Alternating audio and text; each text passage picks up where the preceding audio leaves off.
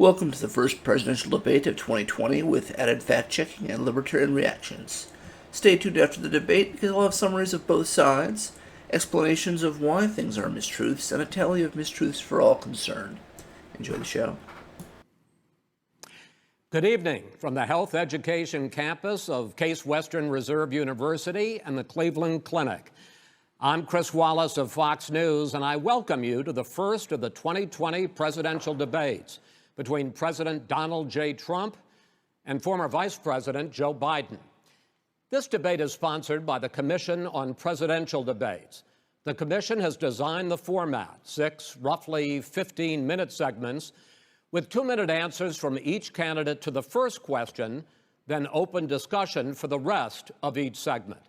Both campaigns have agreed to these rules. For the record, I decided the topics and the questions in each topic. I can assure you, none of the questions has been shared with the commission or the two candidates. This debate is being conducted under health and safety protocols designed by the Cleveland Clinic, which is serving as the health security advisor to the commission for all 4 debates. As a precaution, both campaigns have agreed the candidates will not shake hands at the beginning of tonight's debate. The audience here in the hall has promised to remain silent. No cheers, no boos or other interruptions, so we, and more importantly you, can focus on what the candidates have to say. No noise except right now, as we welcome the Republican nominee, President Trump, and the Democratic nominee, Vice President Biden.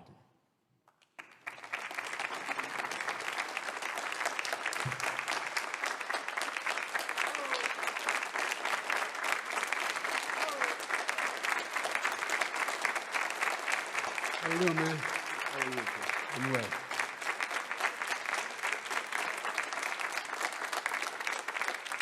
Gentlemen, a lot of people have been waiting for this night, so let's get going. Our first subject is the Supreme Court. President Trump, you nominated Amy Coney Barrett over the weekend to succeed the late Ruth Bader Ginsburg on the court.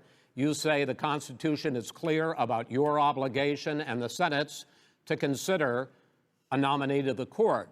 Vice President Biden, you say that this is an effort by the president and Republicans to jam through an appointment and what you call an abuse of power. My first question to both of you tonight: why are you right in the argument you make and your opponent wrong? And where do you think a Justice Barrett would take the court? President Trump, in this first segment, you go first, 2 minutes. Thank you very much, Chris. I will tell you very simply, we won the election. Elections have consequences. We have the Senate, we have the White House, and we have a phenomenal nominee, respected by all, top academic, good in every way, In fact, some of her biggest endorsers are very liberal people from Notre Dame and other places. So I think she's going to be fantastic. We have plenty of time. Even if we did it after the election itself. I have a lot of time after the election, as you know. So I think that she will be outstanding. She's going to be as good as anybody that has served on that court. We really feel that. We have a professor at Notre Dame, highly respected by all, said she's the single greatest student he's ever had. He's been a professor for a long time at a great school. And we won the election, and therefore we have the right to choose her. And very few people knowingly would say otherwise. And by the way, the Democrats, they wouldn't even think about not doing it. If they had, the only difference is they'd try and do it faster. There's no way they would give it up. They had Merrick Garland, but the problem is they didn't have the election, so they were stopped. And probably that would happen in reverse also. Definitely would happen in reverse.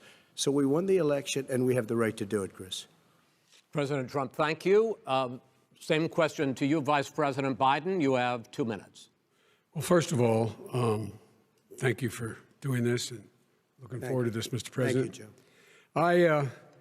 The American people have a right to have a say in who the Supreme Court nominee is, and that say occurs when they vote for United States senators and when they vote for the President of the United States. They're not going to get that chance now because we're in the middle of an election already. The election has already started. Tens of thousands of people have already voted. And so the thing that should happen is we should wait. We should wait and see what the outcome of this election is, because that's the only way the American people get to express their view is by who they elect as president and who they elect as vice president. Now, what's at stake here is the president's made it clear he wants to get rid of the Affordable Care Act. He's been running on that, he ran on that, and he's been governing on that. He's in the Supreme Court right now trying to get rid of the Affordable Care Act, which will strip 20 million people from having insurance, health insurance now, if it goes into court. And the justice, and I have nothing, I'm not opposed to the justice. She seems like a very fine person. But she's written before she went on the bench, which is her right, that she thinks that the Affordable Care Act is not constitutional. The other thing that's on the court, and if it's struck down, what happens? Women's rights are fundamentally changed. Once again, a woman could be pay more money because she has a pre-existing condition of pregnancy. They were able to charge a woman more for the same exact procedure a man gets. And that ended when we, in fact, passed the Affordable Care Act. And there's 100 million people who have pre-existing conditions, and they'll be taken away as well. Those pre-existing conditions, the insurance companies are going to love this. And so it's just not appropriate to do this before this election. If he wins the election and the Senate is Democrat or Republican, then he goes forward. If not, we should wait until February. All right. There aren't 100 million people with pre-existing conditions. As far as the say is concerned, the people already had their say. Okay, Justice Ginsburg said very powerfully, very strongly, at some point, 10 years ago or so, she said a president and the Senate is elected for a period of time, but a president's elected for 4 years. We're not elected for 3 years. I'm not elected for 3 years. So we have the Senate, we have a president. He's elected to the next during election. that period of time, we have an opening. I'm not elected for 3 years. I'm elected for 4 years. And the 100 million people, Joe, the 100 million people is totally wrong. I don't know where you got that number. The bigger problem that you have is that you're going to extinguish 180 million people with their private health care that they're very happy with. That's simply not true. Well, you're certainly going to socialist. You're going to socialist medicine. We're now into, gentlemen, we're now into open discussion. Open discussion. Open discussion. Yes, I agree. Go ahead, Vice President. Number White. one, he knows that what I proposed. What I proposed is that we expand Obamacare and we increase it. We do not wipe any. And one of the big debates we had with 23 of my colleagues trying to win the nomination that I won were saying that Biden wanted to allow people to have private insurance still. They can. They do. They will under my proposal. It's not what you've said, But and it's not what your party has said. That is simply your party a lie. doesn't say it. Your party wants to go socialist medicine. My party is and me. socialist right healthcare. now, I am and the they're going to Democratic dominate Party. you, Joe. You know that. I am the Democratic Party right now.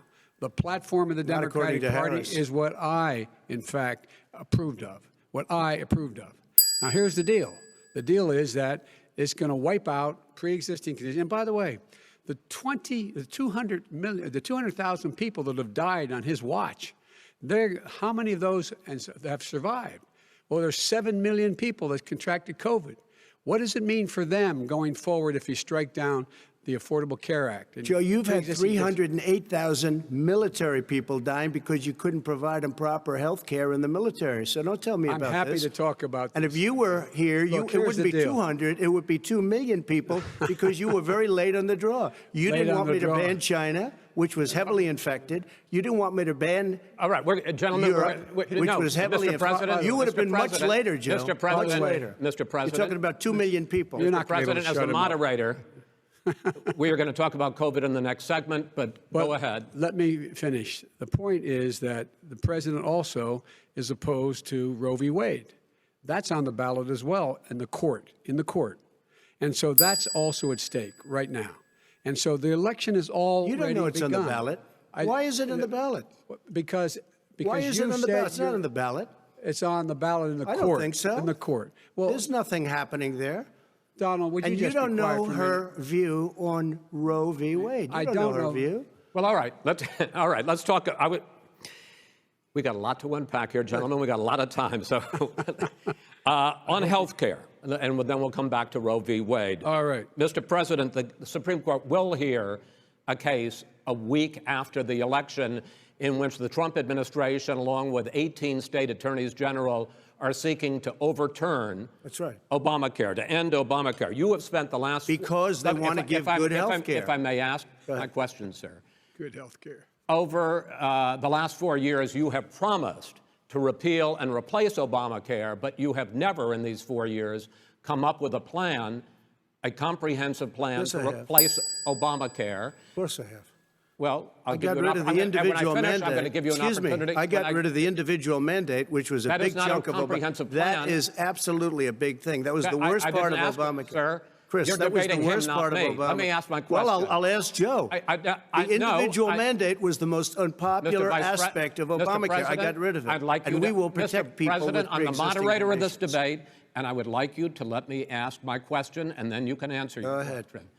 You, in the course of these 4 years, have never come up with a comprehensive plan to replace Obamacare, and just this last Thursday, you signed a largely symbolic executive order to protect people with pre-existing conditions 5 days before this debate. So my question, sir, is what is the Trump health care plan? Fine. Well, first of all, I guess I'm debating you, not him, but that's okay. I'm not surprised. Let me just tell you something, that there's nothing symbolic. I'm cutting drug prices. I'm going with favored nations, which no president has the courage to do because you're going against Big Pharma. Drug prices will be coming down 80 or 90%. You could have done it during your 47-year period in government, but you didn't do it. Nobody's done it. So we're cutting health care. All of the things that we've done, insulin, I give you an example, insulin, it was destroying families, destroying people. The cost, I'm getting it for so cheap. It's like water, you want to know the truth. So cheap. Take a look at all of the drugs what we're doing, prescription drug prices. We're going to allow our governors now to go to other countries to buy drugs because they pay just a tiny fraction. As I say, this is open discussion. No, let but me this ask is you about, big. You'll be happy, big stuff. Sir, you'll be happy. I'm about to pick up on one of your points to ask the Vice President, which is he points out that you would like to add a public option to Obamacare. And the argument that he makes and other Republicans make is that that is going to end private insurance. It is and not. Well, if I can ask you the question, it will Not end. what your party says, by the way. It will end private insurance and create a government takeover of health care. It does not. It's only for those people who are so poor they qualify for Medicaid. They can get that free in most states, except governors who want to deny people who are poor Medicaid. Anyone who qualifies for Medicare Medicaid would automatically be enrolled in the public option. The vast majority of the American people would still not be in that option, number one. Joe, you agreed with Bernie Sanders, who's far left, on the manifesto, we call it, and that gives you socialized medicine. Look, hey, Are you saying I'm not you going didn't to agree? listen to him. The fact of the matter is, I beat Bernie Sanders. Not by much. I beat him a whole hell of a lot. I'm here standing facing you, old buddy. Pocahontas would have left 2 days early. You would have lost every primary. All he knows how to on do is Super hurt. Tuesday. You got Look, very lucky. here's the deal. I got very lucky. I'm going to get very lucky tonight as well. And tonight I'm going to make sure, because here's the deal. Here's the deal. The fact is that everything he's saying so far is simply a lie. I'm not here to call out his lies. Everybody knows he's a liar. But you I just agree. want to make sure. Joe, you're the liar. I want to make sure. Graduated last in your class, not first in your class. I want to make Mr. sure. President, can you let him finish, sir? No, he doesn't know how to do that. He has, You'd be surprised. You pick You'd be surprised. the Go ahead, wrong Joe. guy, Talk, the wrong Joe, night go. at the wrong time. Listen, you agreed with Here's the Bernie deal. Sanders to the The manifesto. whole idea. Let him. There is no manifesto, number Please one. let him speak, Mr. Number President. You two. just lost the left. Number two. You just lost the left. You agreed with Bernie Sanders on a plan Folks, that's absolutely folks, agreed do you have to, any and under that idea plan, what you have this clown's socialized, doing? They call it Mr. Medicare. You have any President. do? Socialized medicine. Mr. Well, President. I tell you what, he is not for any help for people needing health care. Because Bernie? because he, in fact, already has cost 10 million people their health care that they had from their employers because of his recession. Number one. Number two, there are 20 million people getting health care through Obamacare now that he wants to take it away. He won't ever look you in the eye and say that's what he wants to do.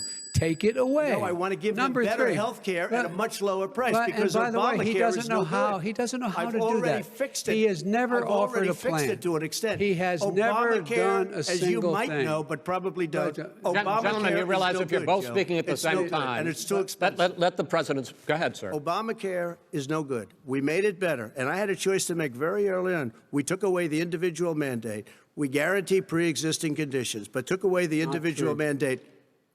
Listen, this is the way it is.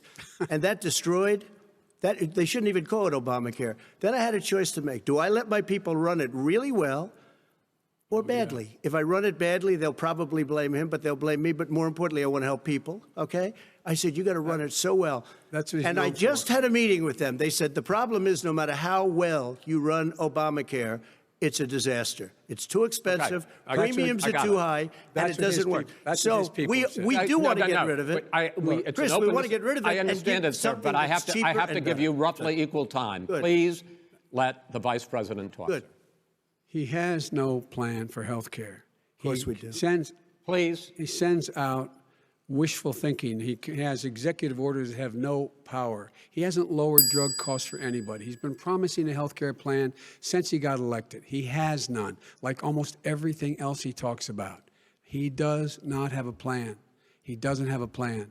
And the fact is, this man doesn't know what he's talking about. All right. I have one final question for you, sure. Mr. Vice President.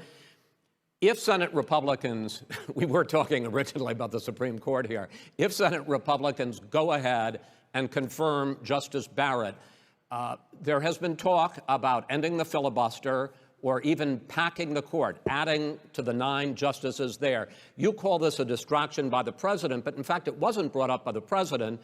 It was brought up by some of your Democratic colleagues in the Congress. So my question to you is, you have refused in the past to talk about it.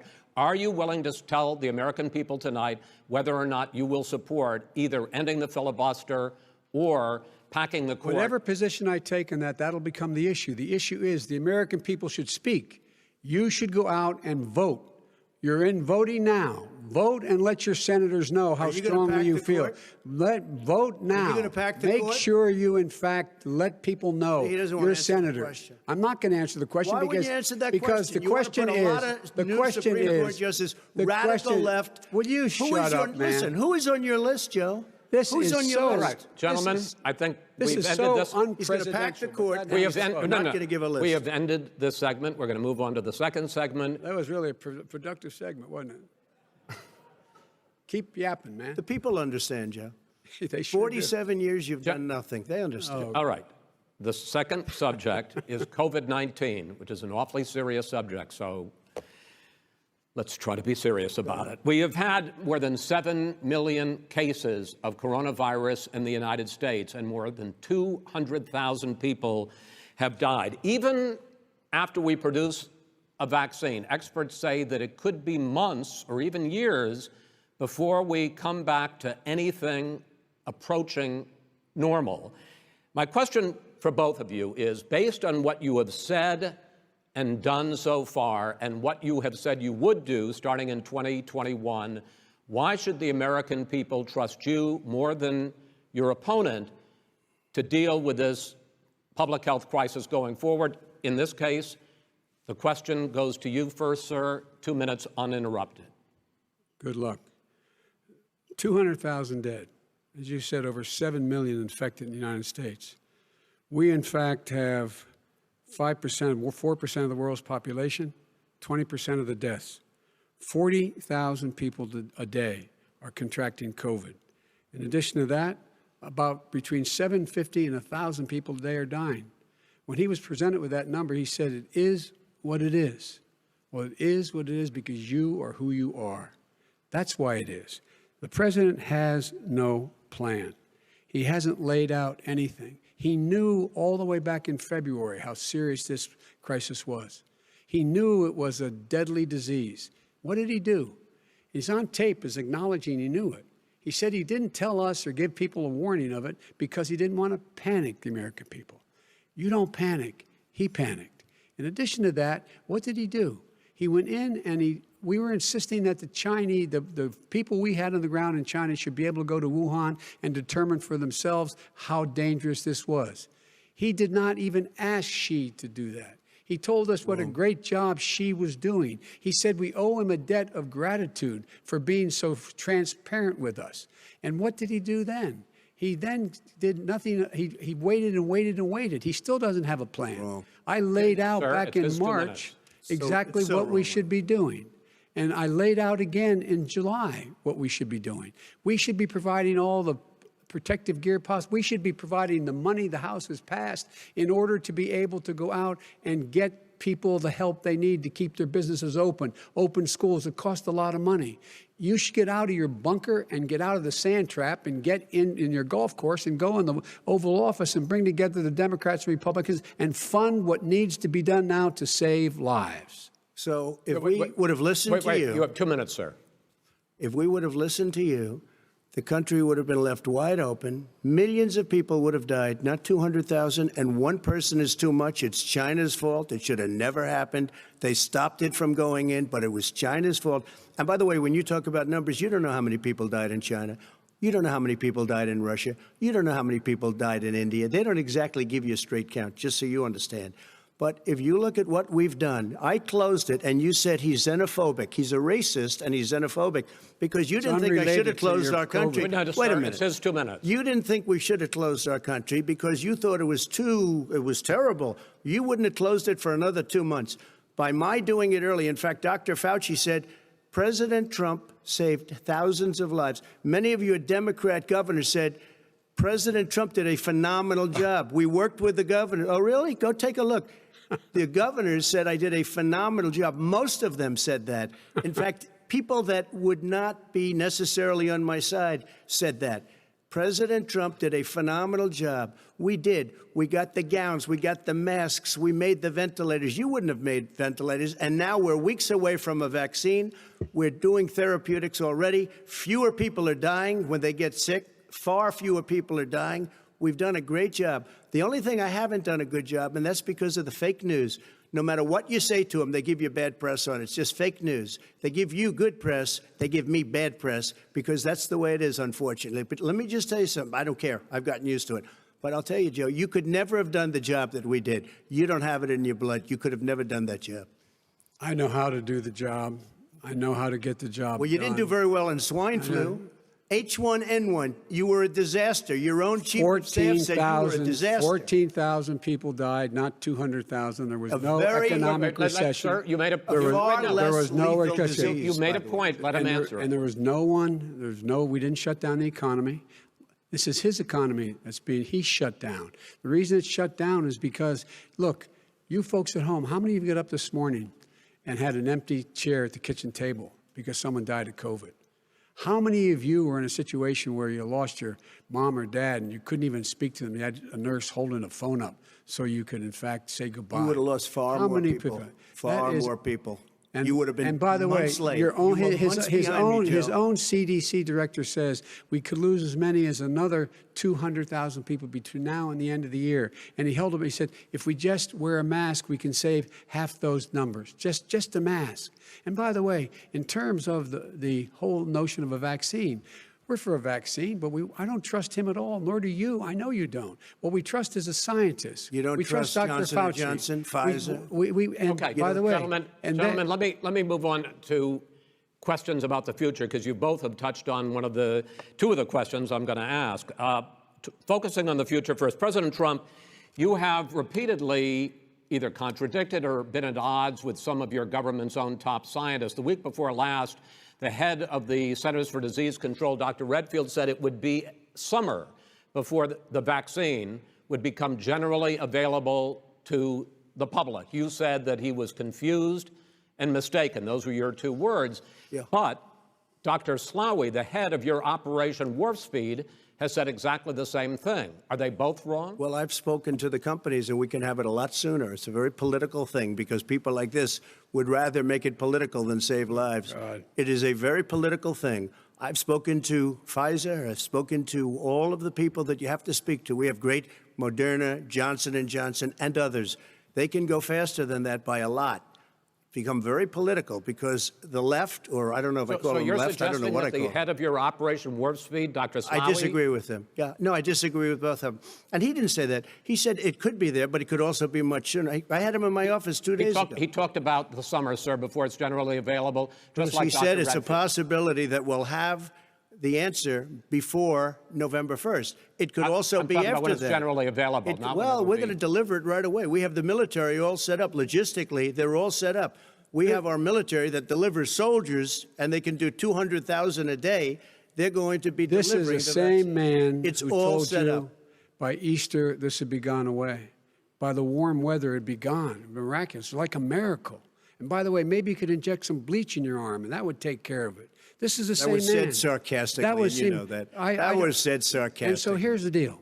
This man is talking about a vaccine. Every serious company is talking about maybe having a vaccine done by the end of the year. But the distribution of that vaccine will not occur until sometime beginning or the middle of next year to get it out, if we get the vaccine. And pray God we will. Pray God we will. Mr. Vice President, I want to pick up, though, You'll have on the that. vaccine I sooner want to than pick that. up on this question, though. You say the public can trust the scientists, but they can't trust President Trump. In fact, you said that again tonight. Your running mate, Senator Harris, goes further, saying the public health experts, quote, will be muzzled, will be suppressed. Given the fact that polls already show that people are concerned about the vaccine and are reluctant to take it, are you and your running mate, Senator Harris, contributing to that fear? No more than the question you just asked him. You pointed out. He puts pressure and disagrees with his own scientists. But you're saying you can't, or Senator Harris is saying you can't trust the scientists. No, you can trust the scientists. She didn't say that. You can't trust She said the public health Did say experts, that. quote, will be muzzled, will be suppressed. Well, that's what he's going to try to do. But there's millions of scientists, there's thousands of scientists out there, like here at this great hospital, that don't work for him. Their job doesn't depend on him. That's not, they're the people, and by the way. I spoke to the scientists that are in charge. By the way. They will have the vaccine very soon. Let him finish. Do you believe for a moment what he's telling you in light of all the lies he's told you about the whole issue relating to COVID? He still hasn't even acknowledged that he knew this was happening, knew how dangerous it was going to be back in February, and he didn't even tell you. He's on record as saying it. He panicked or he just looked at the stock market, one of the two, because guess what? A lot of people died, and a lot more are going to die unless he gets a lot smarter, a lot quicker. Mr. President? Did you use the word smart? So you said you went to Delaware State, but you forgot the name of your college. You didn't go to Delaware State. You graduated either the lowest or almost the lowest in your class. Don't ever use the word smart with me. Don't ever use that word. Oh, give me a break. Because you know what? There's nothing smart about you, Joe. 47 years, you've done nothing. Let's have this debate. And if We'll you see would have who's had, let me just tell you something, Joe. No, if you would have had the charge of what I was put through, I had to close the greatest economy in the history of our country. And by the way, now it's being built again. see, and it's We're going to going get up to the fast. economy in the next segment, sir. Okay. It's going up fast. Okay. Look forward to talking. When it comes to how the virus has been handled so far, the two of you have taken very different approaches, and this is going to affect how the virus is handled going forward by whichever of you ends up becoming the next president. I want to quickly go through several of those. Reopenings. Vice President Biden, you have been much more reluctant than President Trump about reopening the economy and schools. Why, sir?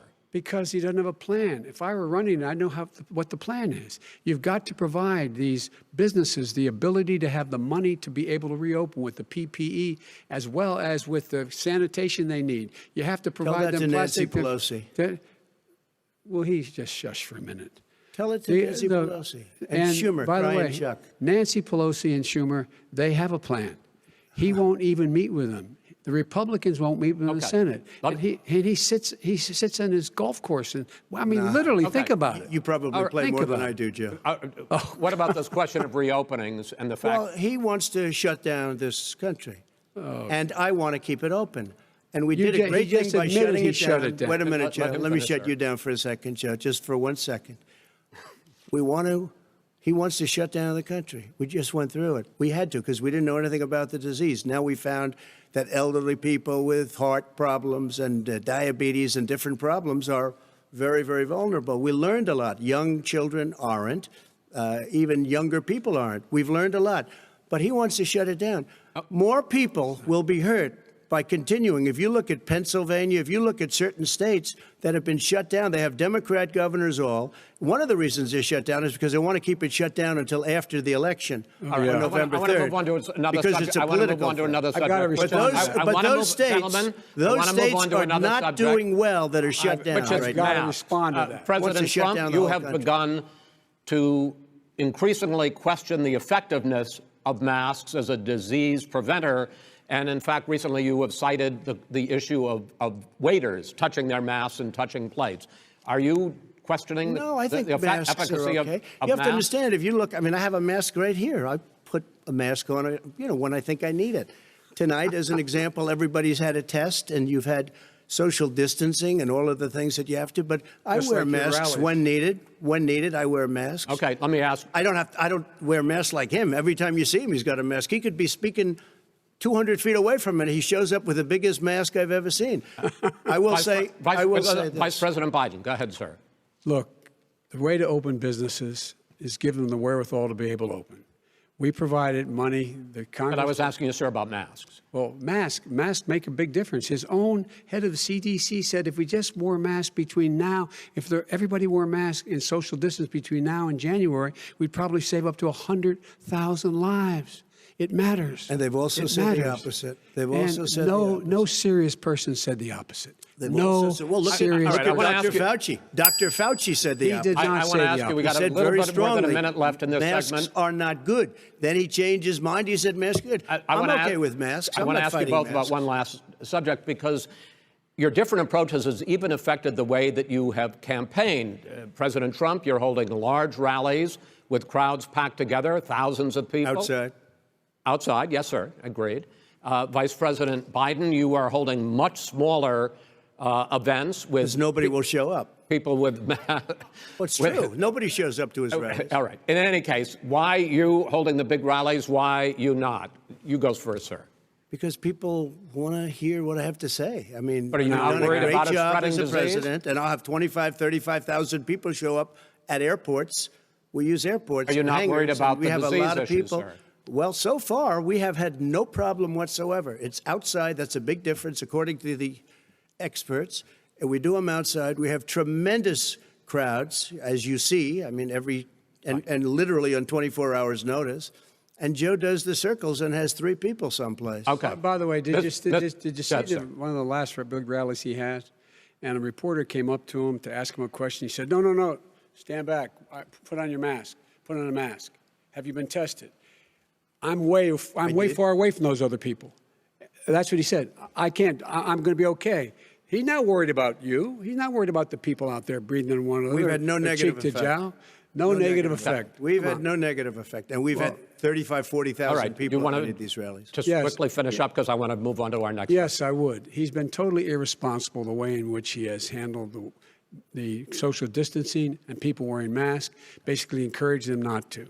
All right. He's a fool on this. If you could get the crowds, you would have done the same thing. But you can't. Nobody cares. Gentlemen, can we move on to the Nobody cares. Gentlemen, can we move on to the economy? Yes. The economy is, I think it's fair to say, recovering faster than expected from the shutdown. Much faster. In the second quarter, the unemployment rate fell to 8.4% last month. The Federal Reserve says the hit to growth, which is going to be there, is not going to be nearly as big as they had expected. President Trump, you say we are in a V-shaped recovery. Vice President Biden, you say it's more of a K-shape. What difference does that mean to the American people in terms of the economy? President Trump, in this segment, you go first. So we built the greatest economy in history. We closed it down because of the China plague. When the plague came in, we closed it down, which was very hard psychologically to do. He didn't think we should close it down, and he was wrong. And again, 2 million people would be dead now instead of still 204,000 people is too much. One person is too much. Should have never happened from China. But what happened is we closed it down, and now we're reopening, and we're doing record business. We had 10.4 million people in a 4-month period that we've put back into the workforce.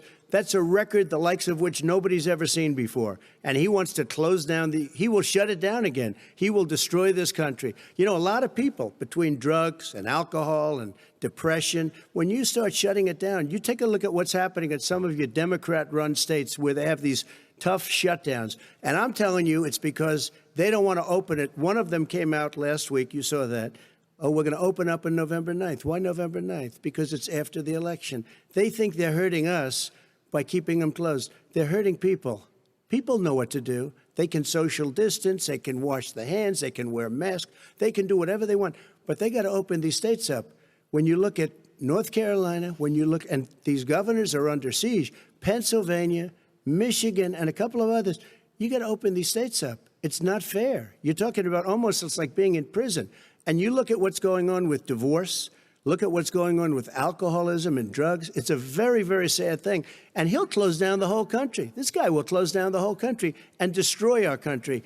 Our country is coming back incredibly well, setting records as it does it. We don't need somebody to come in and say, let's shut it down. All right. Your 2 minutes, sir. We're now moved to you. As I said, posing the question, the president says it's a V-shaped recovery. You say it's a K-shaped recovery. What's the difference? The difference is millionaires and billionaires like him in the middle of the COVID crisis have done very well. Billionaires have made another $300 billion because of his profligate tax proposal, and he only focused on the market. But you folks at home, you folks living in Scranton and Claymont and all the small towns and working class towns in America, how well are you doing? This guy paid a total of $750 in taxes. Sir, wait, no, sir, it's just wrong statement. Yeah, I understand. You've agreed to the 2 minutes, so please let him have it. Do I get my time back? The fact is that he has, in fact, worked on this in a way that he's going to be the first president of the United States to leave office having fewer jobs in his administration than when he became president. Fewer jobs than when he became president. First one in American history. Secondly, the people who have lost their jobs are those people who have been on the front lines, those people who have been saving our lives, those people who have been out there dying, people who've been putting themselves in the way to make sure that we could all try to make it. And the idea that he is insisting that we go forward and open when you have almost half the states in America with a significant increase in COVID deaths and COVID cases in the United States of America. And he wants to open it up more. Why does he want to open it up? Why doesn't he take care of the American? You can't fix the economy until you fix the COVID crisis. And he has no intention of doing anything about making it better for you all at home in terms of your health and your safety. Schools. Why aren't schools open?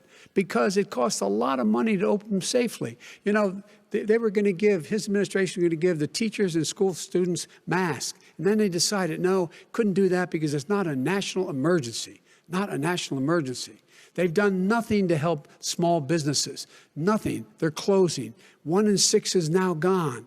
He ought to get on the job and take care of the needs of the American people so we can open safely. All right. Your time is up, sir. Well, we are going to get to... I have to respond to that. Well, you both had 2 minutes, sir.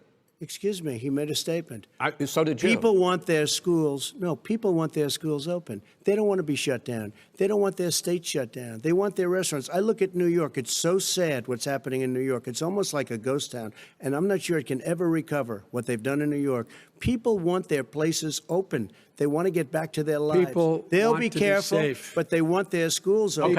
I'm the one that brought back football. By the way, I brought back Big Ten football. It was me, and I'm very happy to do it. And all right, people of Ohio are very proud of me. And you know how I found out? When he took gentlemen, a phony we're going to ad. get to your economic plans going forward in a moment. But first, Mr. President, as you well know, there's a new report that in 2016, the year you were elected president, and 2017, your first year as president, that you paid $750 a year in federal income tax each of those years. I know that you pay a lot of other taxes, but I'm asking you the specific question. Is it true that you paid $750 in federal income taxes each of those 2 years? I paid millions of dollars in taxes, millions of dollars of income tax. And let me just tell you, There was a story in one of the papers. Show us your tax I paid returns. $38 million one year. I paid $27 million Show us your tax 1 year. returns. I went. You'll see it as soon as it's finished. You'll see it. You know, if you want to go to the Board of Elections. There's a 118-page or so report that says everything I have, every bank I have, I'm totally under-leveraged because the assets are extremely good, and we have a very, I built a Sir, great I'm asking company. you a specific question, which is... But let me tell you... I understand all of that. Release your I tax understand all return. of that. But let me... No, Mr. President, Go ahead. I'm asking you a question. Will you tell us how much you paid in federal income taxes in 2016 and 2017? Millions of dollars. You paid millions of dollars? Millions of dollars, So yes. not 750? Millions of dollars, and you'll get to see it. when? You'll get to see it. But let me just Inshallah? tell you, Chris, let me just tell you something, that it was the tax laws. I don't want to pay tax. Before I came here, I was a private developer. I was a private business people. Like every other private person, unless they're stupid, they go through the laws, and that's what it is. He passed a tax bill that gave us all these privileges for depreciation and for tax credits. We build a building and we get tax credits, like the hotel on Pennsylvania Avenue. You get a massive, which, by the way, was given to me by the Obama administration, if you can believe that. Now, the man got fired right after that happened. But Vice President Biden, you want to respond? Yeah, I do want to respond. Look, the tax code that made him, put him in a position that he pays less tax than a school teacher makes on the money a school teacher makes is because of him he says he's smart because he can take advantage of the tax code. And he does take advantage of the tax code. That's why I'm going to eliminate the Trump tax cuts. And I'm going to eliminate those tax cuts and make sure that we invest in the people who, in fact, need the help. People out there need help. But why didn't you do it over the last 25 years? Because you weren't president. Because you weren't president screwing things up. You were a senator. And You're by the way, worst you were president America has ever had. Hey, Come Joe, on. let me just tell you, Joe. I've done more in 47 months. I've done more than you've done in 47 years, Joe. We've done things that you never even thought of doing, including fixing the broken military that you gave me, including taking care of your vets. Mr. President, we're talking about the economy. I'd like to ask you about your plans going forward because, Mr. Vice President, your economic plan, if you were to be elected president, focuses a lot on big government, big taxes, big spending. I want to focus first on the taxes. You propose more than $4 trillion over a decade in new taxes on individuals making more than $400,000 a year and on corporations. President Trump says that that kind of an increase in taxes is going to hurt the economy as it's just coming out of a recession. Well, just take a look at what as the analysis done by Wall Street firms points out that my economic plan would create 7 million more jobs than his in 4 years, number one. And number two, it would create an additional $1 trillion in economic growth because it would be about buying American. That we're going to make this federal government spend $600 billion a year on everything from ships to steel to buildings and the like. And under my proposal, we're going to make sure that every penny of that has to be made by a company. But respectfully, sir, I'm talking about taxes, not spending. By the way, I'm going to eliminate a significant number of the tax. I'm going to make the corporate tax 28%. It shouldn't be 21%. You have 91 companies, in the Fortune 500 who don't pay a single penny in tax, making billions of dollars. Why didn't you do it before when you were vice president with Obama? Because you, in fact, passed that. That was your tax proposal. I got it done. And you know what happened? Yeah, you got it done. Our economy boomed like it's never boomed The economy is busted. Mr. President, let me finish. Mr. President, let me pick up on that. You would continue your free market approach, lower taxes, more deregulation, correct? Not lower taxes for American people. But let me. Excuse me. But in Obama's, you talk about the economy booming. It turns out that in Obama's final 3 years as president, more jobs were created, 1.5 million more jobs than in the first 3 years of your presidency. They had the slowest recovery economic recovery since 1929. It was the slowest recovery. Also, they took over something that was down here. All you had to do is turn on the lights and you pick up a lot. But they had the slowest economic recovery since 1929. Let me tell you about the stock market. When the stock market goes up, that means jobs. It also means 401ks. if you got in, if you ever became president with your ideas, you want to terminate my taxes, I'll tell you what, you'll lose half of the companies that have poured in here will leave, and plenty Half of companies that are companies, already here, they'll leave for hardly any other companies places. have They will poured in leave, here. and you will have a depression, the likes of which you've never seen. Look, Mr. we Vice inherited the worst recession short of a depression in American history. I was asked to bring it back. We were able to have an economic recovery that created the jobs you're talking about. We handed him a booming economy. He blew it. It wasn't he blew booming. it. He blew It wasn't booming. It was the weakest recovery Well, sir, is it since fair to, wait, 1929. is it fair to say he blew it when, in When fact, there was COVID came in. when there was record low unemployment before COVID? Yeah, but because what he did, even before COVID, manufacturing went in the hole. Manufacturing went in the hole. Excuse number me, one. Chris. Wait. Number two. Chris. Number three. They said it would take. No, you were number two. No. Chris. They said it would This take a guy is miracle to bring back manufacturing. I brought back 700,000 jobs. They brought back nothing. They gave up on manufacturing. We Part did of not my agree. standard fare. I'm the guy that He brought totally back gave the up on automobile manufacturing. All right, let him. We brought back, I was asked to bring back Chrysler and General Motors. We brought them back right here in the state of Ohio and Michigan. He blew it. They're gone. He blew it. And in fact, they're going Ohio after had the best year it's ever had last year. Michigan had the best year they've ever had. That is not Many true. car companies No, came in from Germany, from Japan, went to Michigan, went to Ohio. They're not having And that. they didn't come in with you. Mr. Vice President, go ahead. And so you take a look at what he's actually done. He's done very little. His trade deals are the same way. He talks about these great trade deals. You know, he talks about the art of the deal. China's perfected the art of the steal. We have a higher deficit with China now than we did before. We have the highest trade deficit China with ate Mexico. your lunch, down All right, gentlemen, 18%. China ate your lunch, Joe. And no wonder your son goes in and he takes out billions of dollars, to manage. He makes millions of dollars. And also, Simply while we're not at it, true. why is it, just out of curiosity, the mayor of Moscow's wife gave your son $3.5 million. That's What not did he true. do to deserve it? That What is did he do with Burisma none to of that deserve is true. $183,000? None You've of asked that your is question, true. let him answer. None of that is true. It's really? He didn't totally, get But no, $3.5 hey, million? Mr. President, It's Mr. totally- President, please. totally ask a question. discredited. Totally discredited. And by the way, Well, wait, he didn't get No, no. $3.5 million, Joe? Mr. Vice He got Mr. $3.5 million. President, it is not true. Oh, really? Mr. Oh. President, But, Mr. it's an open discussion, please. Now, It's a fact. Well, It you is have not a raised an fact. شه. Let the It's been Vice totally President answer. discredited. Did There was a Burisma pay him report. $183,000 a month with no experience in energy? Mr. Look, President, no My job? son did nothing wrong at Burisma. I think he and did. Mr. the only President, guy that let did him something- answer. He doesn't want to let me answer because he knows I have the truth. His position has been totally, thoroughly discredited. who? And The media? By everybody. Well, by the By the media, media, by our because they refuse to allies, by talk the about it World because they're Bank, embarrassed.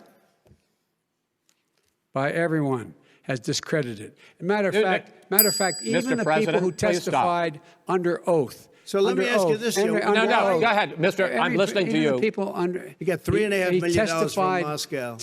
He testified under oath in his administration, said, I did my job and I did it very well. Oh, I really? did it I'd like to honorably. know who they are.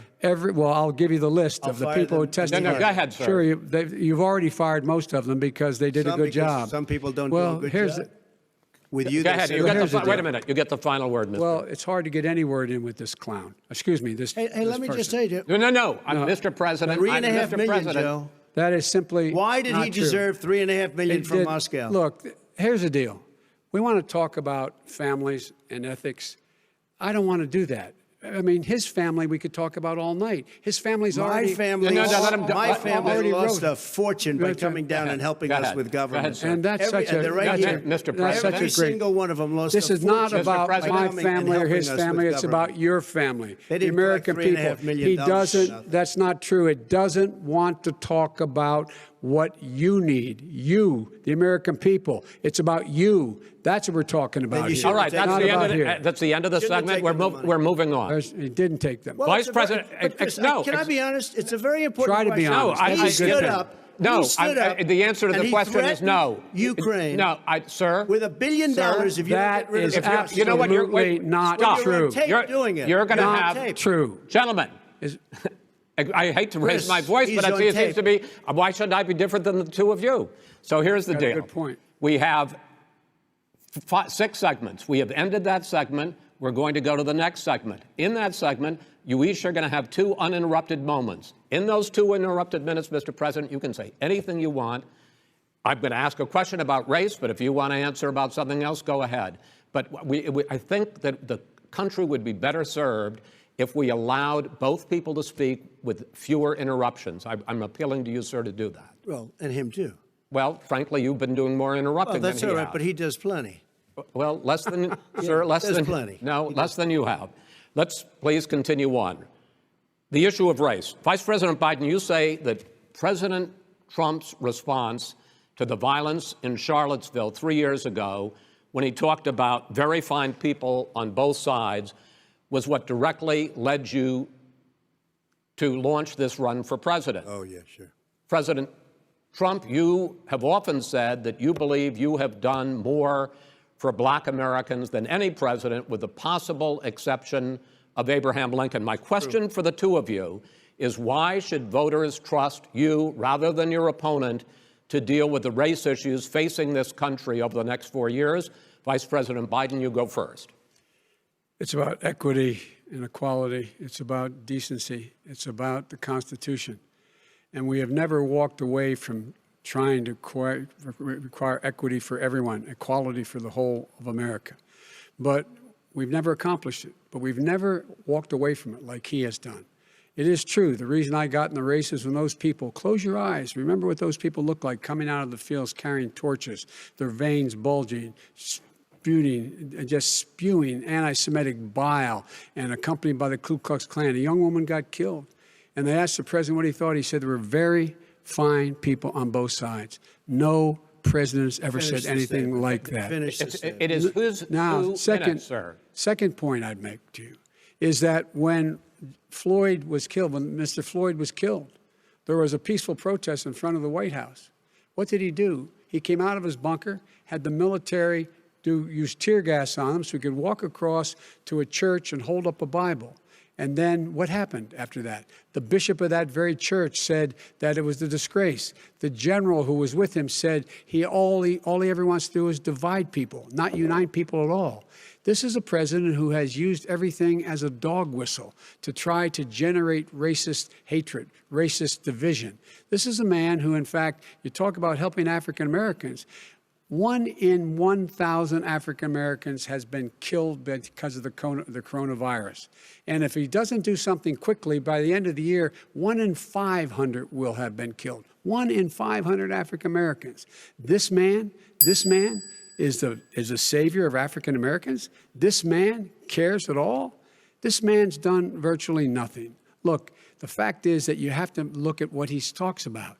You have to look at what he did. And what he did has been disastrous for the African-American community. So, President Trump, you have 2 minutes. Why should Americans trust you over your opponent to deal with racism? he did a crime bill, 1994, where you call them super predators, African Americans, the super predators, and they've never forgotten it. They've never forgotten it, Joe. No, sir, it's his 2 minutes. So you did that, and they call you a super predator, and I'm letting people out of jail now that you have treated the African American population community, you have treated the black community about as bad as anybody in this country. You did the and that's why, if you look at the polls, I'm doing better than any Republican has done in a long time, because they saw what you did. You call them super predators, and you've called them worse than that, because you look back at your testimony over the years, you've called them a lot worse than that. As far as the church is concerned, and as far as the generals are concerned, we just got the support of 250 military leaders and generals, total support. Law enforcement, almost every law enforcement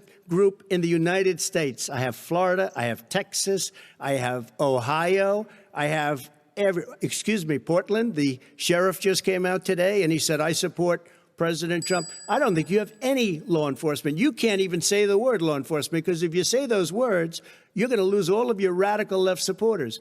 And why aren't you saying those words, Joe? Why don't you say the words law enforcement? Because you know what? If they called us in Portland, we would put out that fire in a half an hour, but they won't do it because they're run by radical left Democrats. If you look at Chicago, if you look at any place you want to look, Seattle, They heard we were coming in the following day, and they put up their hands, and we got back Seattle. Minneapolis, we got it back, Joe, because we believe in law and order, but you don't. The top 10 cities and just about the top 40 cities are run by Democrats and in many cases radical left. And they've got you wrapped around their finger, Joe, to a point where you don't want to say anything about law and order. And I'll tell you what, the people of this country want and demand law and order, and you're afraid to even say it. All right. I want to return to the question of race.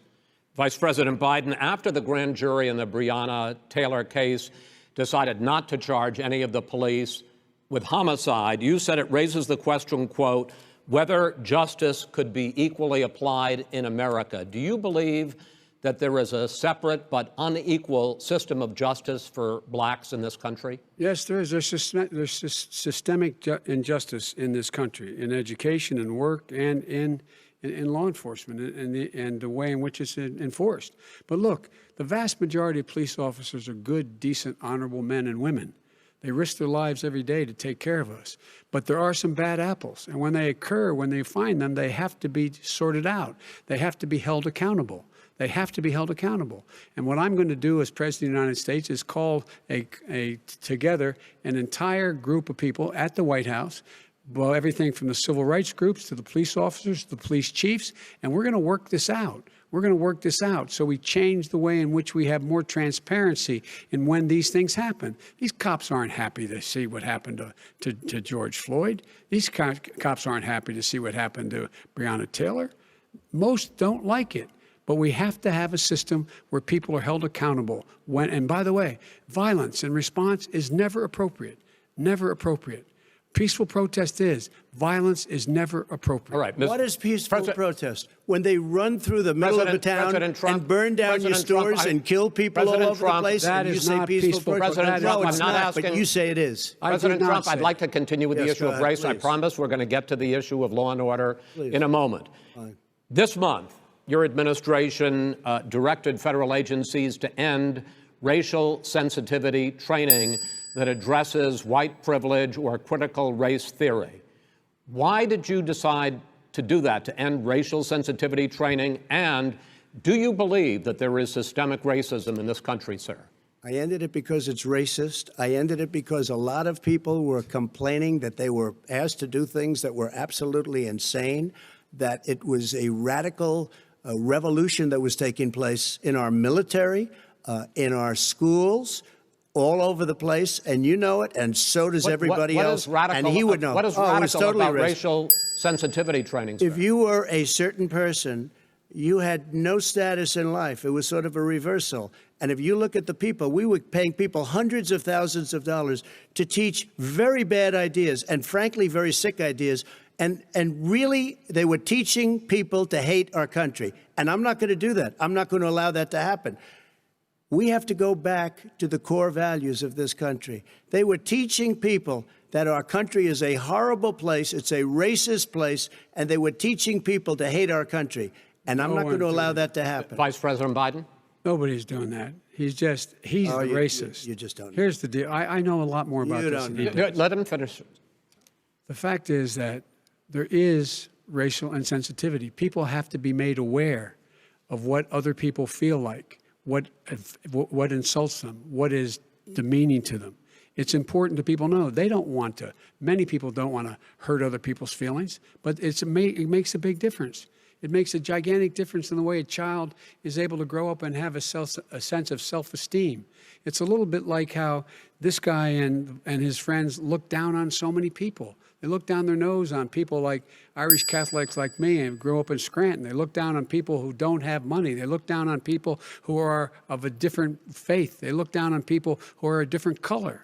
In fact, we're all Americans. The only way we're going to bring this country together is bring everybody together. There's nothing we cannot do if we do it together. We can take this on and we can defeat racism in America. President Trump, sir. During the Obama-Biden administration, there was tremendous division. There was hatred. You look at Ferguson, you go to many places. Look at Oakland. Look what happened in Oakland. Look what happened in Baltimore. Look what happened. Frankly, it was more violent than what I'm even seeing now. Oh, my but Lord. the reason This is is that ridiculous. the Democrats that run these Absolutely cities ridiculous. don't want to talk like you about law and order. Violent and you crime, still haven't mentioned. violent Are you in crime. favor of law and order? I'm in favor of law. You follow it. Are you in and a little favor bit of law and order? Go yes, ahead, I'm say in it. favor. You Everybody's asked a in favor question, of let him finish. Law and order. Lose his Law lefty. and Let order. him- let him answer. Law and order with justice, where people get treated fairly. And the fact of the matter is, violent crime went down 17%, 15% in our administration. All right. It's gone up on his watch. Went down much more he in had- ours. All right, we're He now. is You're, president of Mr. the President, United you're going States to. of America. We Mr. were President, breaking every record in the Mr. book. President, you're going to be very happy because And we're now going to talk about law and order. Places we had trouble were Democratic-run cities. That's and exactly those my question. Democratic- There has been a dramatic increase in homicides in America this summer, particularly, and you often blame that on Democratic mayors and Democratic governors, but in fact, there have been equivalent spikes in Republican-led cities like Tulsa and Fort Worth. So the question is this really a party issue? I think it's a party issue. You can bring in a couple of examples, but if you look at Chicago, what's going on in Chicago, where 53 people were shot and 8 died, shot. If you look at New York, where it's going up like nobody's ever seen anything, the numbers are going up 100, 150, 200%. Crime. Republican It is cities. crazy what's going on.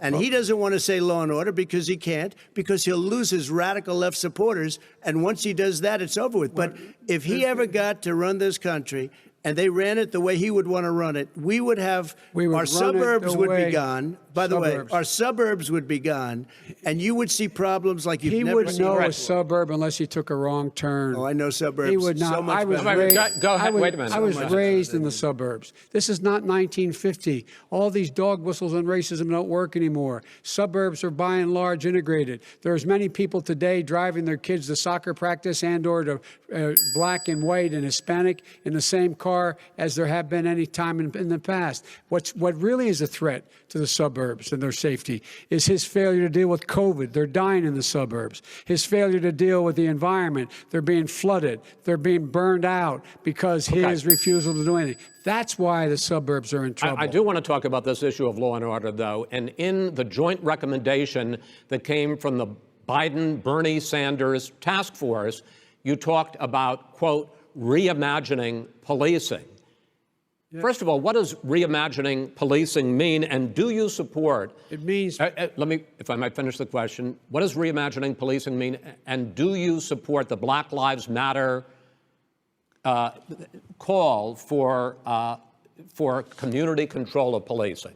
Look, what I support is the police having the opportunity to deal with the problems they face. And I'm totally opposed to defunding the police offices. As a matter of fact, local police, the only one defunding it, his budget calls for a $400 million cut in local law enforcement assistance. They need more assistance. They need, when they show up for a 9/11 call, to have someone with them as a psychologist or psychiatrist to keep them from having to use force and be able to talk people down. We have to have community policing like we had before, where the officers get to know the people in the communities. That's when crime went down. It didn't go up, it went down. And so we have to be engaged. That's not what they're talking about, Chris. That's not what they're talking about. He's talking about defunding the police. That is not true. He doesn't have any law support. Look, he has no law enforcement that's not support. true. Almost that's nothing. Look. Oh, really? Who do you have? Name one group that supports you. Name one group that came out and supported you. Go ahead. Look, think. We have time. We don't have time to do anything. No, think about it. All right, Name one law enforcement group that came out and supported gentlemen, you, I think Joe. I'm going to take back the There moderator's aren't. I don't role, think there are any. and I want to get to another subject, which is the issue of protests in many cities that have turned violent. In Portland, Oregon, especially, we had more than 100 straight days of protests, which I think you would agree. You talk about peaceful protests. Many of those turned into riots. Mr. Vice President, you say that people who commit crimes should be held accountable. The question I have, though, is, as the Democratic nominee, and earlier tonight you said that you are the Democratic Party right now, have you ever called the Democratic mayor of Portland or the Democratic governor of Oregon and said, hey, you got to stop this, bring in the National Guard, do whatever it takes, but you stop the days and months of violence in Portland? I don't hold public office now. I am a former vice president. I've made it clear in my public statements that the violence should be prosecuted. it should be prosecuted. And anyone who commits it But should you've be never prosecuted. called for the people, He's never the said leader. that. Excuse me, sir. You had never called for the leaders in Portland and in Oregon to bring in the National Guard and knock off 100 days of riots. They can, in fact, take care of it if he just stay out of the way. Look here. Oh, really? Here, Oh, really? here's the thing. I sent in the I U.S. asked him a Marshals question. to get the killer of the No, young man in the middle of the street. They shot him, and for 3 Mr. days, President Trump, Portland President wouldn't do Trump, anything. I please had to send interrupt in the me. U.S. Marshals. President They Trump, took care of business. Go ahead, sir. And by the way, you know, his own former spokesperson said, you know, riots and chaos and violence help his cause. That's what this is all about. I don't know who said that. I do. Who? I think Kellyanne Conway. I don't think she said that. She said that. I don't- And so here's the All right. But here's the point. Go ahead, The point sir. is that that's what he keeps trying to rile everything up. He doesn't want to calm things down. Instead of going in and talking to people and saying, let's get everybody together, figure out how to deal with this. What's he do? He just pours gasoline in the fire constantly, And- every single solitary Okay, time. and to end this, button up this segment, I'm going to give you a minute to answer, sir. You have repeatedly Well, wait, criticized. I have to answer his No, statement. you have His repeatedly. statement. Wait, you have just one no. second. You've been talking You back made and a forth. statement. I'm asking you. I would love to you know, end it. sir. I would love to end it, and you know, we if would you want to very- switch seats, We would could very quickly. We could do that, but I'd I'm send no, in I'm- the National Guard. It would be over. There'd be no problem. Okay, but they good. don't want to accept the National Guard. You have repeatedly criticized the vice president for not specifically calling out Antifa and other left-wing That's right. extremist groups. But are you willing tonight to condemn white supremacists and militia groups and to say that they need to stand down and not add to the violence in a number of these cities, as we saw in Kenosha and as we've seen in Portland? Sure, are you I'm willing prepared to do that, specifically but do it? Well, I go would ahead, say sir. I would say almost everything I see is from the left wing, not from the right wing. what are you- If what are you saying? I'm willing to do anything. I want to see Well, peace. then do it, sir. Say it. Do it. Say it. Do you want to call him? What do you want to call him? Give me a name. Give me a White name. Go ahead. supremacists Who and would white you like me to supremacists. condemn? White Proud Boys. supremacists and right-wing Proud militia. Boys, stand back and stand by. But I'll tell you what. Somebody's got to do something about Antifa and the left, because this is not a right-wing problem. His This own is a left-wing. FBI director This said is a the threat left-wing of Go ahead, problem. let- white go ahead, sir. supremacists. Antifa's an idea, not an organization. Oh, you gotta be not kidding. militia. That's what Oh, really? his It's an idea. His Okay. FBI director Gentlemen, said. Well, we're then gonna- you know what? No, He's no, wrong. we're done, sir. We're moving on to the next. Everybody We're moving. gives you Bat advice hits in you your over the head, that's not administration. an idea. Everybody in Antifa your is bad. administration tells you the truth has a bad idea. Can I tell you what? You have no ideas. Antifa is a dangerous All right, radical gentlemen, group. we're now moving on to the Trump And and you ought to be Biden careful with records. them. They'll overthrow you. When in a 2 president, seconds. I'm going to ask a question. When the president seeks a second term, it is generally a referendum on his record. But Vice President Biden, you like to quote one of your dad's sayings, which is, don't compare me to the almighty, compare me to the alternative. And in this case, sir, you are the alternative. Looking at both of your records, I'm going to ask each of you, why should voters elect you president over your opponent? In this segment, President Trump, you go first, 2 minutes. Because there has never been an administration or president who has done more than I've done in a period of 3.5 years. And that's despite the impeachment hoax. And you saw what happened today with Hillary Clinton, where it was a whole big con job. But despite going through all of these things, where I had to fight both flanks and behind me and above, there has never been an administration that's done what I've done. The greatest, before COVID came in, the greatest economy in history, lowest unemployment numbers. Everything was good. Everything was going. And by the way, there was unity going to happen. People were calling me for the first time in years. They were calling and they were saying, it's time maybe. And then what happened? We got hit, but now we're building it back up again. A rebuilding of the military, including Space Force and all of the other things. A fixing of the VA, which was a mess under him. 308,000 people died because they didn't have proper health care. It was a mess. And we now got a 91% approval rating at the VA, our vets. We take care of our vets. But we've rebuilt our military. The job that we've done, and I'll tell you something, some people say maybe the most important.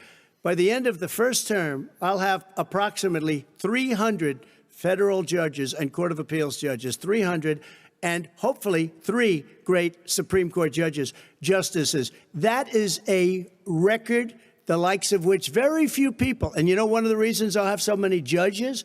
because President Obama and him left me 128 judges to fill. When you leave office, you don't leave any judges. That's like you just don't do that. They left 128 openings, and if I were a member of his party, because they have a little different philosophy, I'd say if you left us 128 openings, you can't be a good president. You can't be a good vice president. But I want to thank you because it gives us almost, it'll probably be above that number by the end of this term.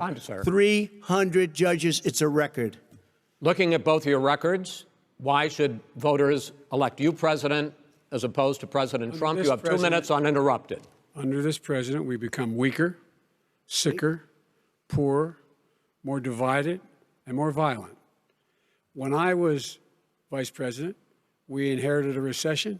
I was asked to fix it. I did. We left him a booming economy, and he caused a recession. With regard to being weaker, the fact is that I've gone head-to-head with Putin and made it clear to him we're not going to take any of his stuff. He's Putin's puppy. He still refuses to even say anything to Putin about the bounty on the heads of American soldiers. Your son got $3.5 million.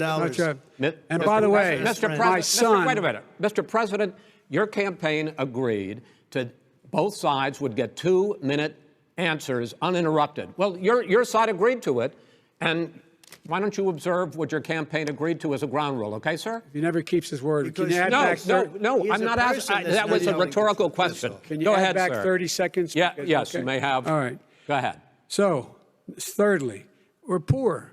The billionaires have gotten much more wealthy by a tune of over $300 to $400 billion more just since COVID. You in the home, you got less. You're in more trouble than you were before. In terms of being more violent, when we were in office, there were 15% less violence in America than there is today. He's president of the United States. It's on his watch. And with regard to more divided, the nation can't stay divided. We can't be this way. And speaking of my son, the way you talk about the military, the way you talk about them being losers and being and just being suckers. My son was in Iraq. He spent a year there. He got the Bronze Star. He got the Conspicuous Service Medal. He was not a loser. He was a patriot, and the people left behind there were heroes. Really? And I resent. Are you talking about Hunter? Are you talking about Hunter? I'm talking about my son, Bo Biden. You're talking about. I don't know Bo. I know Hunter. Yeah, Hunter you know Bo. Hunter got thrown out of the military. He was thrown out, dishonorably discharged. That's not true. He wasn't dishonorably. Cocaine use. And he didn't have a job until you became vice president. Once you became vice president, he made a fortune in Ukraine, in China, in Moscow, that is simply and various not other places. True. He made a fortune. My son. And he didn't have a job. My son, like a lot of people we know at home, had a drug problem. He's overtaken it. He's fixed it. He's worked on it, and I'm proud of him. But why was he given tens of millions? All right, but he wasn't given tens of millions. That is totally, President Trump. We've already been totally discredited. We've already been through this. I think the American people would rather hear about more substantial subjects. Well, you know, as the moderator, sir, I'm going to make a judgment call here. $3.5 million from the mayor of Moscow. Let's talk about not true. Gentlemen, that report is totally discredited. Mitt Romney on that committee said it wasn't worth taxpayers' money, that report. It was written for political reasons. You know, I'd like to talk about climate change. So would I. Okay. The forest fires in the West are raging now. They have burned millions of acres. They have displaced hundreds of thousands of people. When state officials there blame the fires on climate change, Mr. President, you said, I don't think the science knows. Over your 4 years, you have pulled the U.S. out of the Paris Climate Accord. You have rolled back a number of Obama environmental records. What do you believe about the science of climate change? And what will you do in the next 4 years to confront it? I want crystal clean water and air. I want beautiful, clean air. We have now the lowest carbon. If you look at our numbers right now, we are doing phenomenally. But I haven't destroyed our businesses. Our businesses aren't put out of commission. If you look at the Paris Accord, it was a disaster from our standpoint. And people are actually very happy about what's going on because our businesses are doing well. As far as the fires are concerned, you need forest management in addition to everything else. the forest floors are loaded up with trees, dead trees that are years old, and they're like tinder, and leaves and everything else. You drop a cigarette in there, the whole forest burns down. You've got to have forest management. What do you You've got to have believe? cuts. What do you believe about the science of climate change, sir? I believe that we have to do everything we can to have immaculate air, immaculate water, and do whatever else we can that's good. You know, we're planting 1 billion trees, the Billion Tree Project, and it's very exciting You believe for a lot of people. that human pollution, greenhouse gas emissions contributes to the global warming of this I think planet? a lot of things do, but I think to an extent, yes. I think to an extent, yes. But I also think we have to do better management of our forests. Every year, I get the call, California's burning. California's burning. If that was cleaned, if you had forest management, good forest management, you wouldn't be getting those calls. You know, in Europe, they have forest cities. They're called forest cities. They maintain their forests. They manage their forests. I was with the head of a major country. It's a forest city. He said, sir, we have trees that are far more, they ignite much easier than California. There shouldn't be that problem. I spoke with the governor about it. I'm getting along very well with the governor. But I said, you know, at some point, you can't every year have hundreds of thousands of acres of land just burned to the ground. But, sir, that's burning down because of a lack of management. But, sir, if you believe in the science of climate change, why have you rolled back the Obama Clean Power Plan, which limited carbon emissions in power plants? Why have you relaxed? Because it was driving energy prices through the sky. Why have you relaxed fuel economy standards that are going to create more pollution from cars and trucks? Well, not really, because what's happening is the car is much less expensive and it's a much safer car, and you're talking about a tiny difference. And then what would happen, because of the cost of the car, you would have at least double and triple the number of cars purchased. We have the old slugs out there that are 10, 12 years old. If you did that, the car would be safer. It would be much cheaper by $3,500. In the case of California, they've simply ignored No, but you would take your a lot of cars rollback. off the market because people would be able to afford a car. Now, and by the way, we're going to see how that turns out. But a lot of people agree with me, many people. The car has gotten so expensive because they have computers all over the place for an extra little bit of gasoline. And and I'm okay with electric cars, too. I think I'm all for electric cars. I've given big incentives for electric cars. But what they've done in California is just crazy. Right.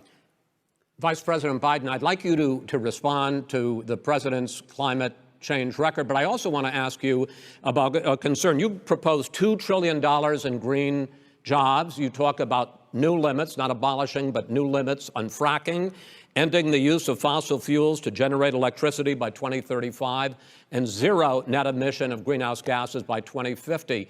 The president says a lot of these things would tank the economy and cost millions of jobs. He's absolutely wrong, number one. Number two, if in fact, during our administration, the Recovery Act, I was in charge, able to bring down the cost of renewable energy to cheaper than or as cheap as coal and gas and oil. Nobody's going to build another coal-fired plant in America. No one's going to build another oil-fired plant in America. They're going to move to renewable energy, number one. Number two, we're going to make sure that we are able to take the federal fleet and turn it into a fleet that's run on their electric vehicles. Making sure that we can do that, we're going to put 500,000 charging stations and all of the highways that we're going to be building in the future. We're going to build an economy that, in fact, is going to provide for the ability us to take 4 million buildings and make sure that they, in fact, are weatherized in a way that, in fact, they'll emit significantly less gas and oil because the heat will not be going out. There's so many things that we can do now to create thousands and thousands of jobs. We can get to net zero in terms of energy production by 2035. Not only not costing people jobs, creating millions of good paying jobs, not $15 an hour, but prevailing wage, by having a new infrastructure that, in fact, is green. And the first thing I will do, I will rejoin the Paris Accord. I will join the Paris Accord because with us out of it, look what's happening. It's all falling apart. And talk about someone who has no relationship with foreign policy. Brazil, the rainforests of Brazil are being torn down, are being ripped down. More carbon is absorbed in that rainforest than every bit of carbon that's emitted in the United States. Instead of doing something about that, I would be gathering up and making sure we had the countries of the world coming up with $20 billion and say, here's $20 billion. Stop tearing down the forest. And if you don't, then you're going to have significant economic consequences. What about the argument that President Trump basically says that you have to balance environmental interests and economic interests, and he's drawn his line? Well, he hadn't drawn a line. He still, for example, makes sure that he wants to make sure that methane's not a problem. You can now emit more methane without it being a problem. Methane. This is a guy who says that you don't have to have mileage standards for automobiles that exist now. This is the guy who says that, well, the fact is, it's all true. And here's the deal. He's talking about the Green New Deal, and it's not $2 billion or $20 billion, as you said.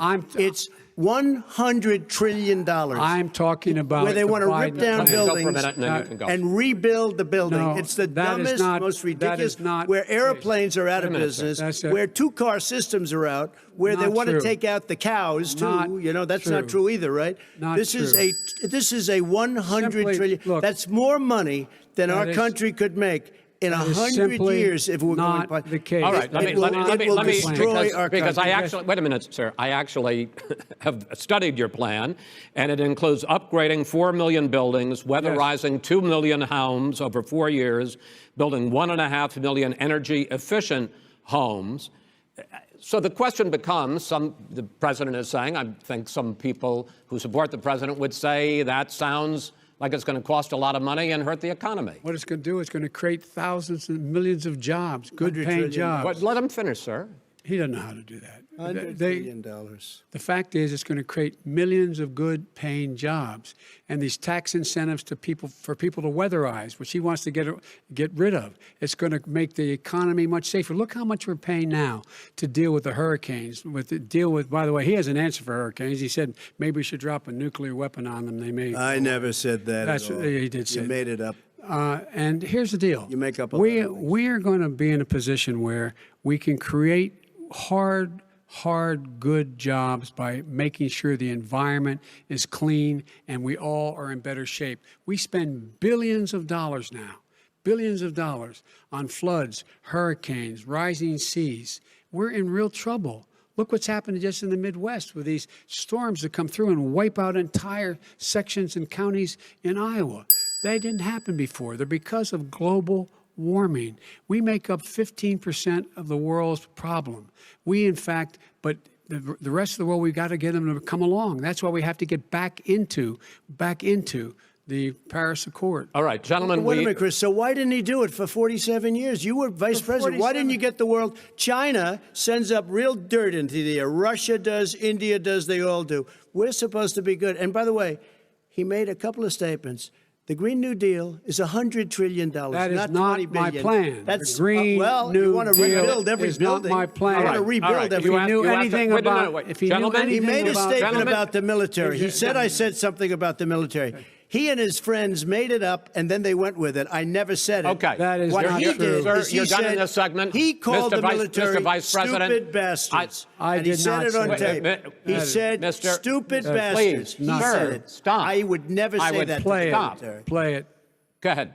Mr. on Vice tape. President answered his final question. The final question is, I can't remember which of all his rantings. I'm having a little trouble myself, but and about the economy and about this question of what it's going to cost. The economy. I mean, the Green New Deal and the idea of what your environmental changes will do. The Green New Deal will pay for itself as we move forward. We're not going to build plants that, in fact, are great polluting plants. So do you We're going to support build the Green New Deal? Pardon me? Do you support that? No, I don't support the Green New Deal. Oh, you don't? Oh, well, that's a big statement. I that support means you the just lost the radical left. I support you the don't. Biden plan that I put forward. Okay. The Biden plan, which is different than what he calls the radical Green New Deal. All right, gentlemen, final segment, election integrity. As we meet tonight, millions of Americans are receiving mail-in ballots or going to vote early. How confident should we be that this will be a fair election? And what are you prepared to do over the next 5+ weeks, because it'll not only be to Election Day, but also counting some ballots, mail-in ballots after Election Day? What are you prepared to do to reassure the American people that the next president will be the legitimate winner of this election? In this final segment, Mr. Vice President, you go first. Prepared to let people vote. They should go to iwillvote.com, decide how they're going to vote, when they're going to vote, and what means by which they're going to vote. His own Homeland Security Director, and as well as the FBI Director, says there is no evidence at all that mail-in ballots are a source of being manipulated and cheating. They said that. The fact is that there are going to be millions of people because of COVID that are going to be voting by mail-in ballots, like he does, by the way. He sits behind the Resolute desk and sends his ballot to Florida, number one. Number two, we're going to make sure that those people who want to vote in person are able to vote because enough poll watchers are there to make sure they can socially distance. The polls are open on time, and the polls stay open until the votes are counted. And this is all about trying to dissuade people from voting because he's trying to scare people into thinking that it's not going to be legitimate. Show up and vote. You will determine the outcome of this election. Vote, vote, vote. If you're able to vote early in your state, vote early. If you're able to vote in person, vote in person. Vote whatever way is the best way for you, because he cannot stop you from being able to determine the outcome of this election.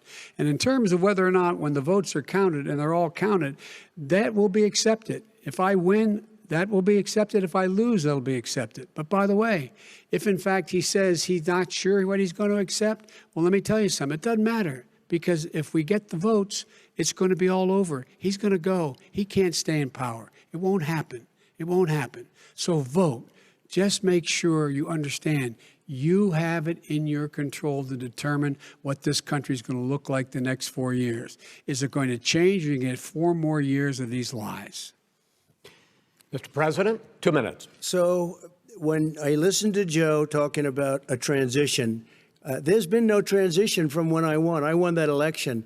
And if you look at crooked Hillary Clinton, if you look at all of the different people, there was no transition, because they came after me trying to do a coup.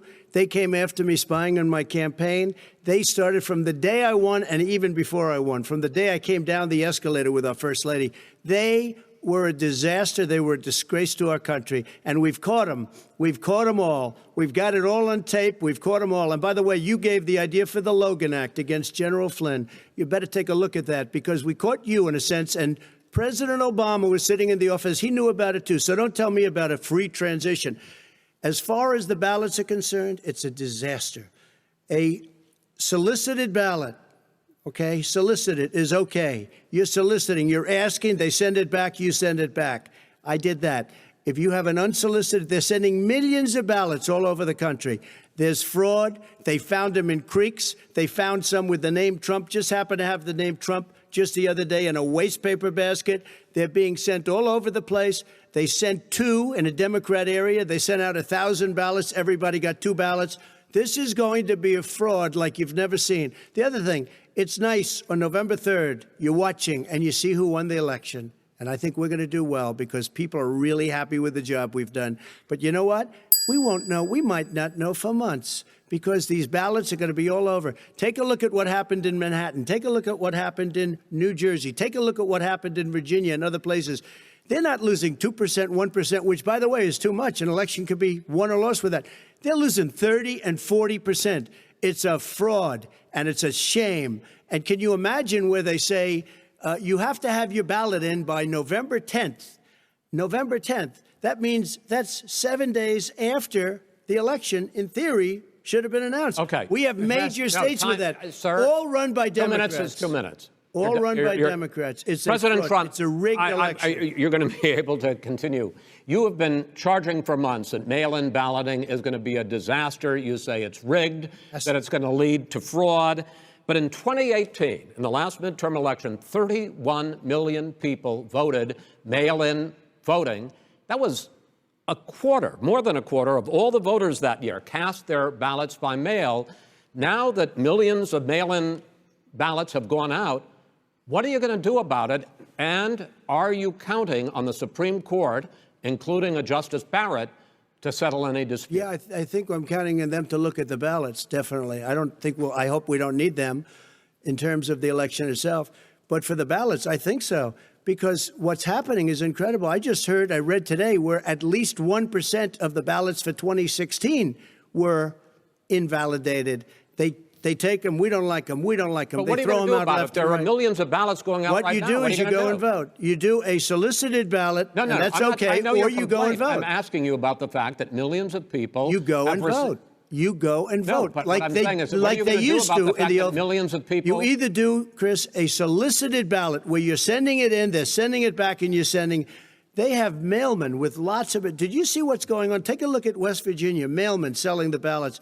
They're being sold. They're being dumped in rivers.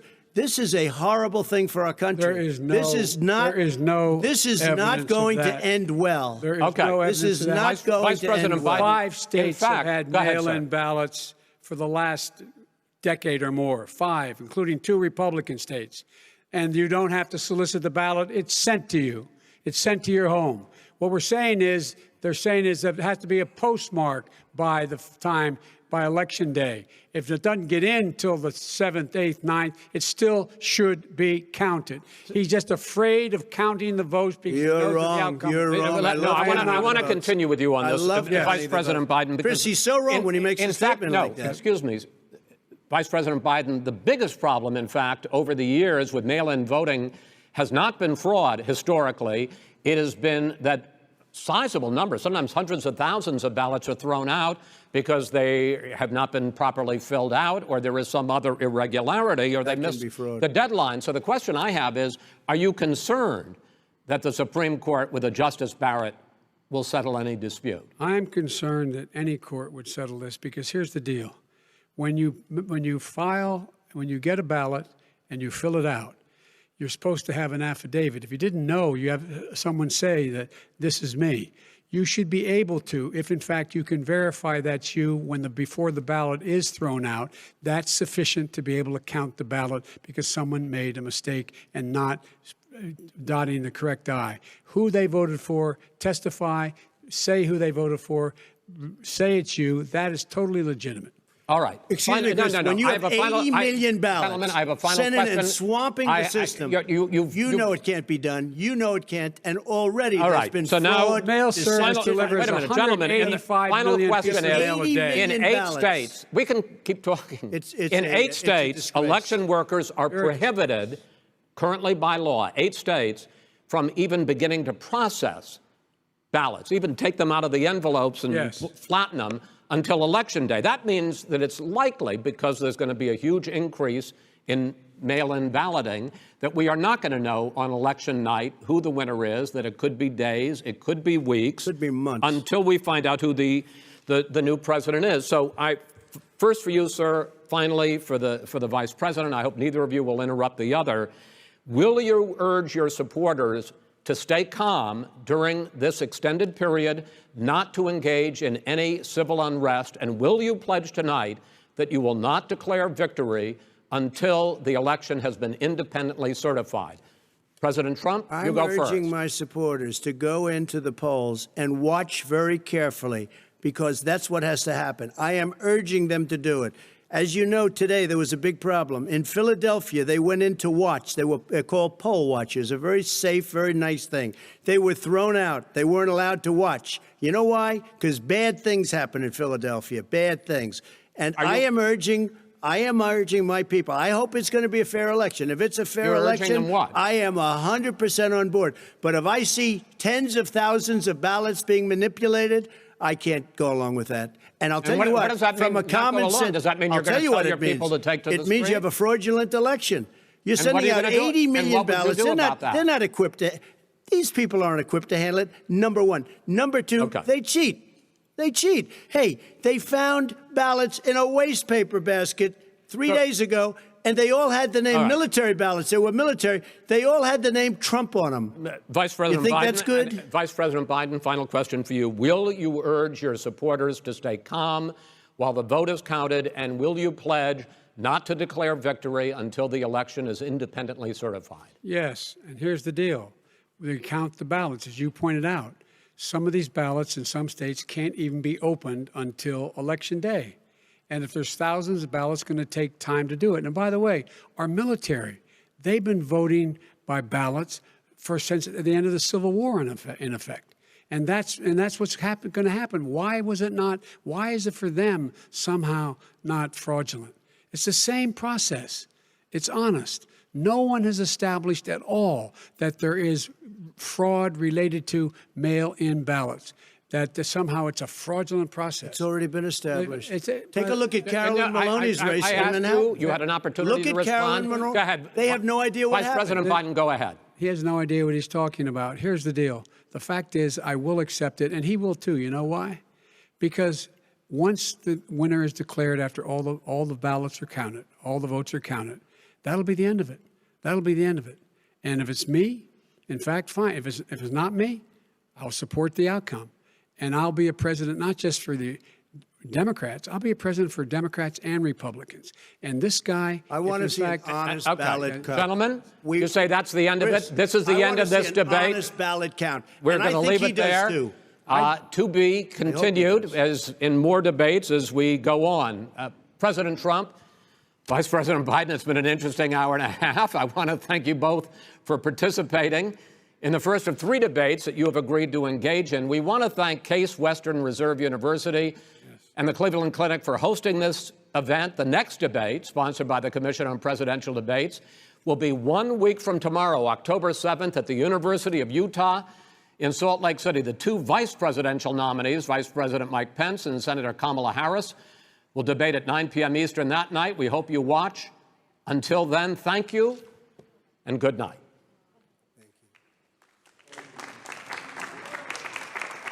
Thank you.